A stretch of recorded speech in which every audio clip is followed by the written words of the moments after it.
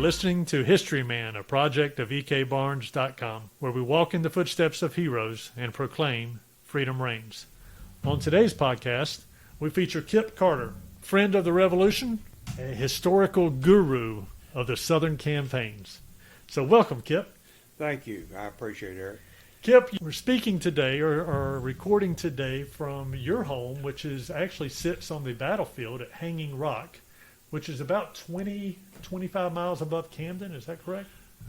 From the Camden battlefield to here is about 18 miles. The road in front of your property, is it the Great Wagon Road? It is the Great Wagon Road. Runs from Philadelphia down to Charleston and Savannah.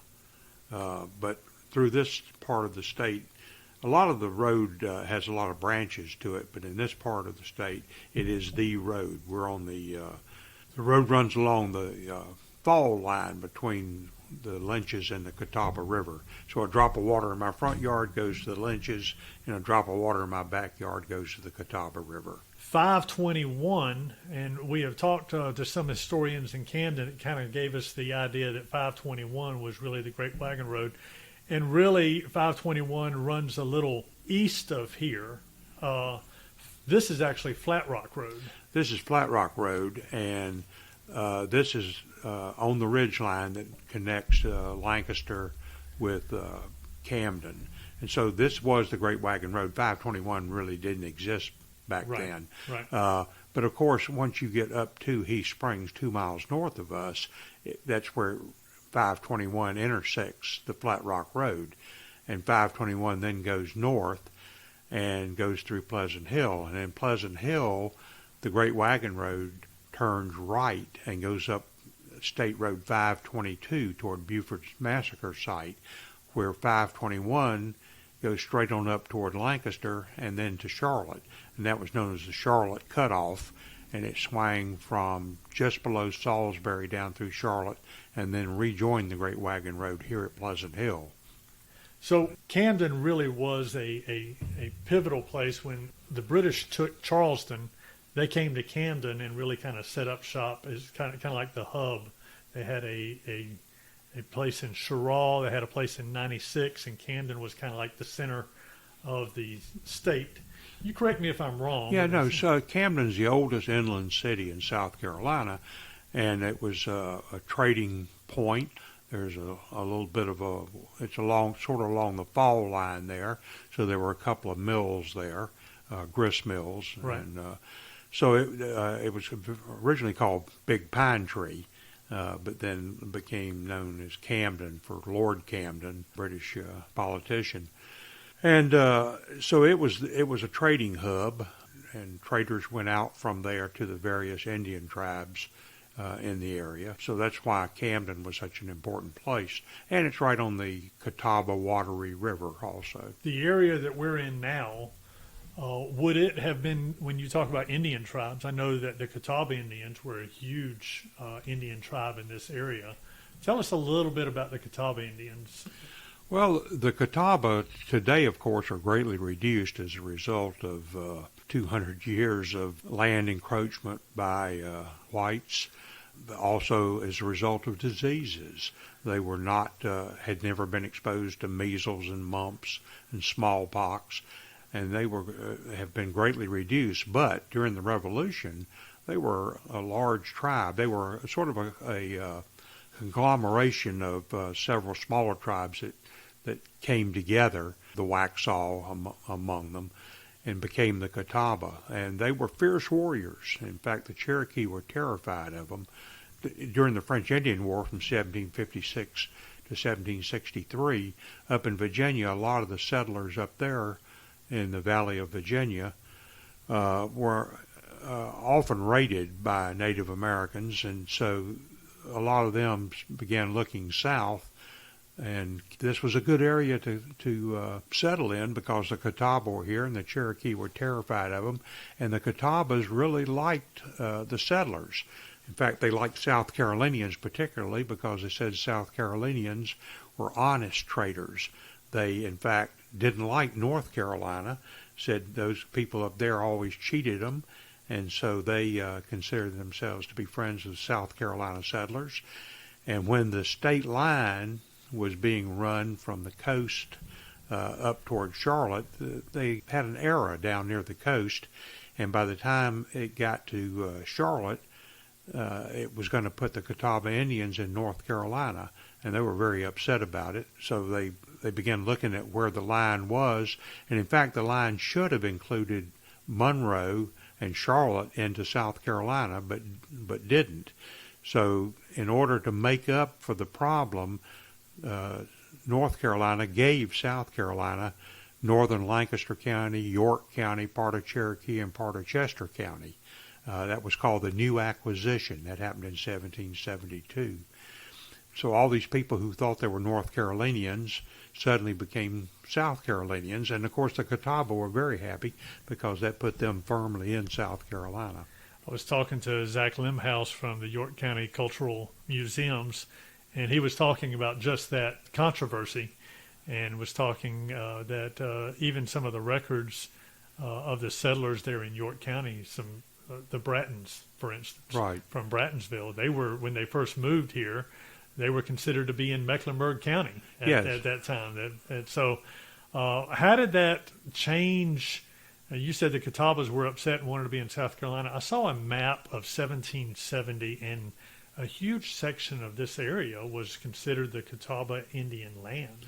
Oh, yeah. Up and down the river, most of all of northern Lancaster County was considered part of their lands. In fact, in the treaty with the Catawba Indians, they were given a huge tract of land here, which they rented out to white farmers, and eventually the white farmers, sort of by adverse possession, took over the property. Then about 15, 20 years ago, I lose track of time, the Catawbas decided they were going to exercise their rights.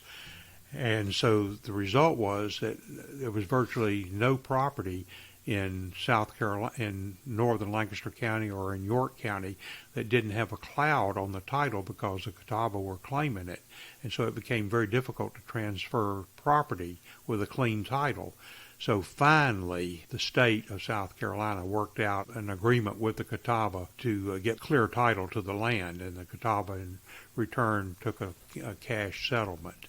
I was reading, and you were saying that they were very fierce warriors, and the Cherokee were fearful of them. I don't want to say scared, but fearful of them. They were fearful of them. But also the Shawnee were fearful of them, and several other Indian tribes. It made me think, from a historical standpoint, that it was almost like they were the Spartans of the American Indian Indian nations, that sort of thing, because they welcomed the warlike spirit. And what I was reading is that was, though they were matriarchal in the way that they set up their tribe, as the Cherokees were as well. Were also, yeah. They put a lot of credit into the battles and having a warlike spirit. And yeah, they were, and they in the early days when we were considering breaking with the British, delegation was sent from Charleston here to the Catawba to ask them would they support the settlers if they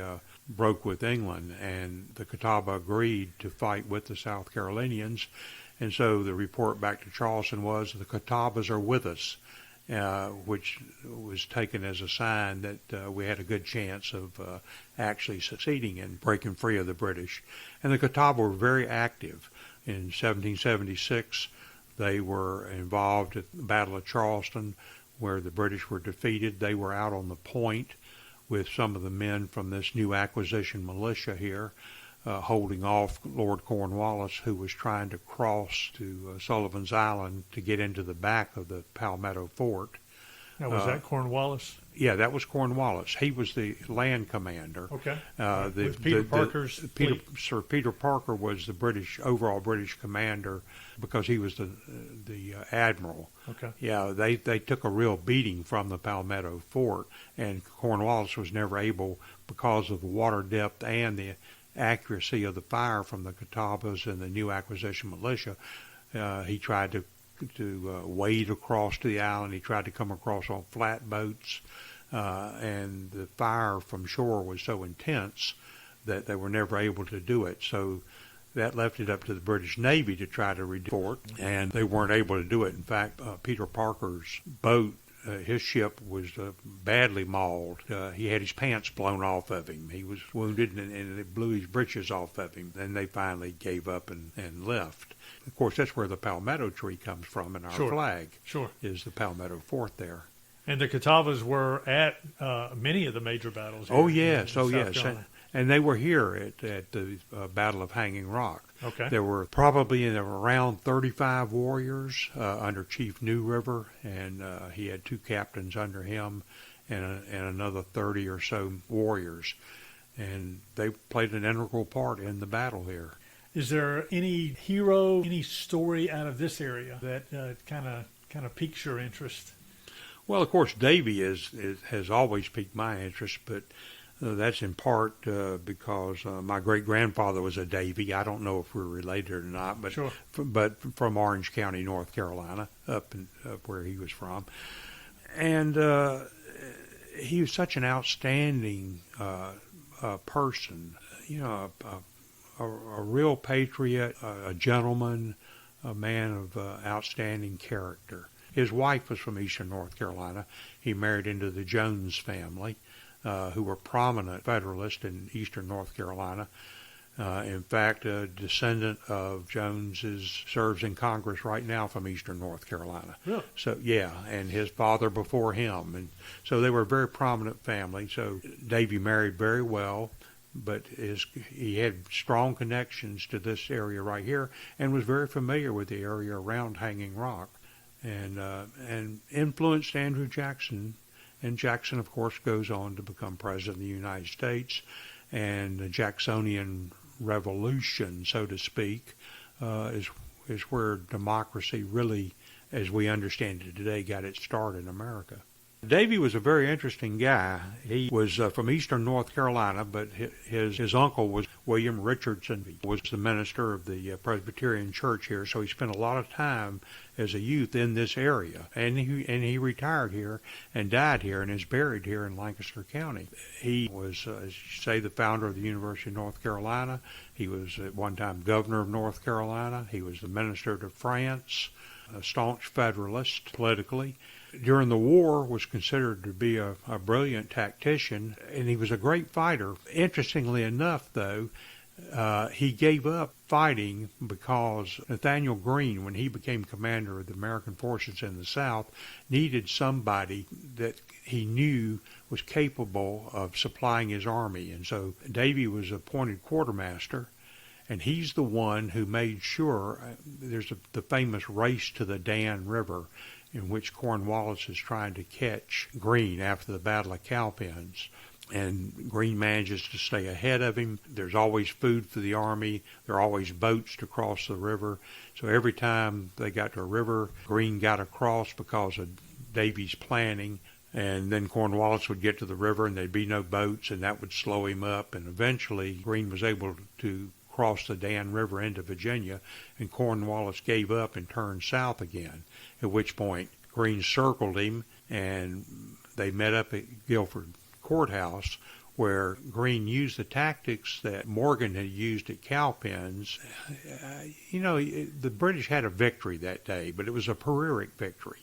They lost so many men that, in the words of one member of Congress, of Parliament, that if we had another victory like this, we wouldn't have an army left. Right. So Davie played an incredibly important role in making sure that Greene was able to fight. As Greene would say, we fight, we get beat, we rise up, and we fight again. So Reverend Richardson, what faith was he? He was Presbyterian. Everybody back here just about was a Presbyterian. This whole area was settled by Scotch-Irish Presbyterians. And while they're all Baptist here now, if you scratch these Baptists, you're going to find a Presbyterian under there. So from a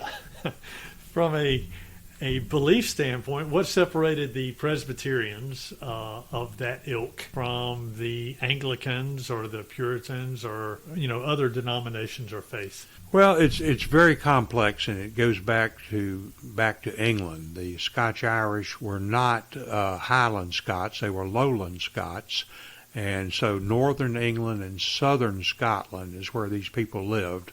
They were called borderers, and they lived on the land there. And what happened was, as the Industrial Revolution began, woolen mills came into being, and the landowners discovered that they could make more money raising sheep on their land than they could by having tenant farmers on their land. I see. Only the nobility owned land in England. Everybody else was a tenant. And so these people were driven off the land. They were shipped to northern Ireland, which is now the 6 counties of northern Ireland, because there was land there. They were discriminated against by the British. The British really didn't like them at all. Right. And so a number of laws were passed that they couldn't be sheriffs, they couldn't hold office. If they were Presbyterian, they were all Presbyterians. They were not legally married unless they were married by an Anglican priest. So their marriages weren't legal. Their children were illegitimate. Did this carry over into the colonies? And it carried over into the colonies. They came here, mostly into Pennsylvania and New Jersey, though a few came through Charleston. And they settled here in the backcountry. And the people along the coast who were originally from Barbados, English settlers from Barbados came over here. They were all Anglicans, and so they were glad to have the Scotch-Irish, who had been fighting all their lives anyway, born to fight, they say. They were glad to have them between the Cherokee and the Shawnee and the various Native American tribes. They were glad to have the scum of the earth, as they called them, back here in the upcountry of South Carolina, insulating them from Native American attacks. And there had been a number of them over the years, the Yamasee Wars back in the 1730s. So they were glad to have the Scotch-Irish here. And of course, being Presbyterians, they didn't have much use for the Anglicans. The Scotch-Irish believed that they had no king but Jesus. And so they were an obstreperous group of people, to put it mildly. Kind of put them at odds with the king no matter what at that point, didn't it? No matter what, yeah. No, they had never liked having a king. There was a minister that there was a group called the Society for the Propagation of the Gospel in Foreign Parts. And if it was a foreign part, it was the backcountry of South Carolina.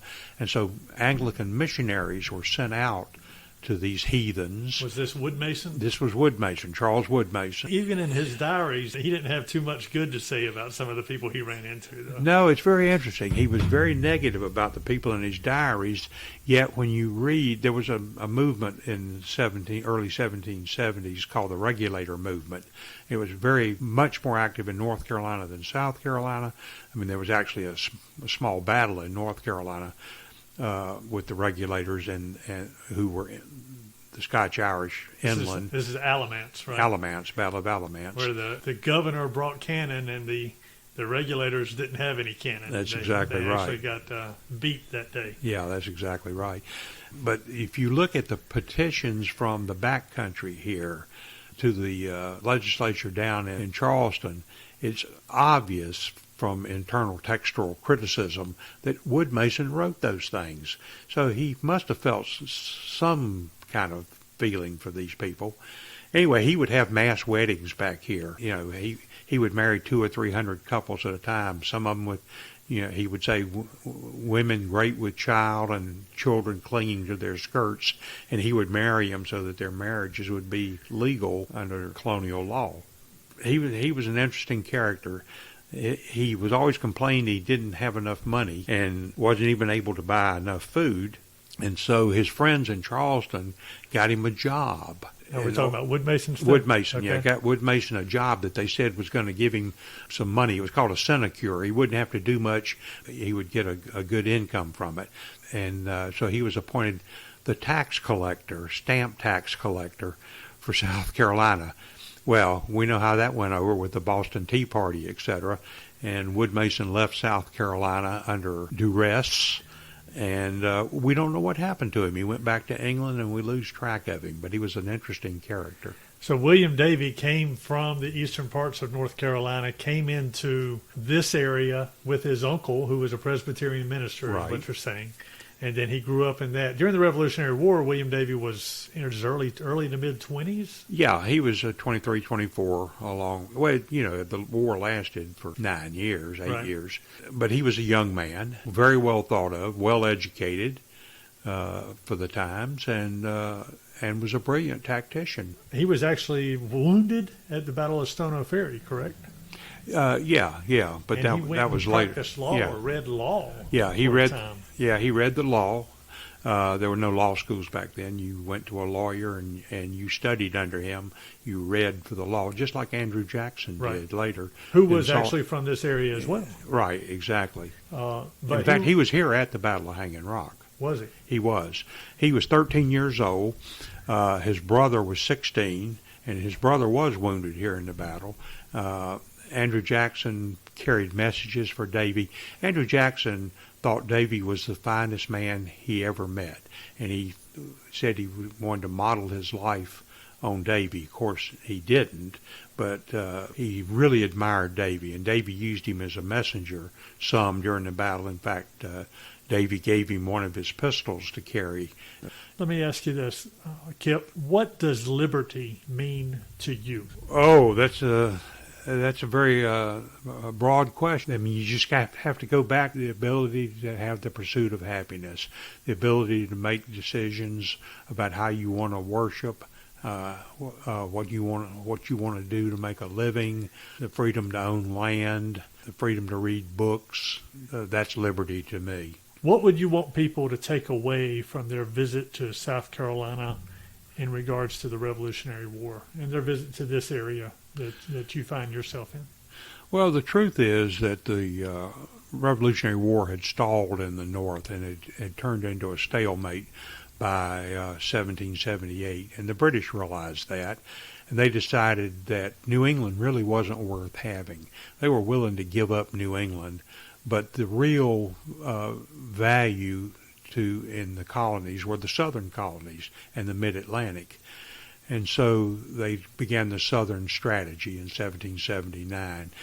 And so this is where the American Revolution was won, was in the Carolinas, and in particularly South Carolina.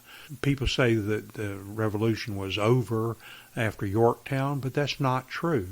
Yorktown was near the end of the war, that's for sure, and it certainly broke the British will to continue the war, but the war continued here in the South. There was a major battle at Eutaw Springs, and if you look at the history of the American Revolution with an objective eye, the Revolution was really won here in the South. It started in the North, but it was won here in the South. It's interesting that people like yourself, Charles Baxley, David Ruhr, and the governor and our representatives, they've gotten together and established the Liberty Trail, and a lot of that Liberty Trail comes right up this road. Comes right through here. It's fascinating to walk in those footsteps from a historian standpoint, or just from someone who's interested in where liberty was held in the balance for our country. Yeah. And it was right here in South Carolina. Kip, thank you so much for your time with us today.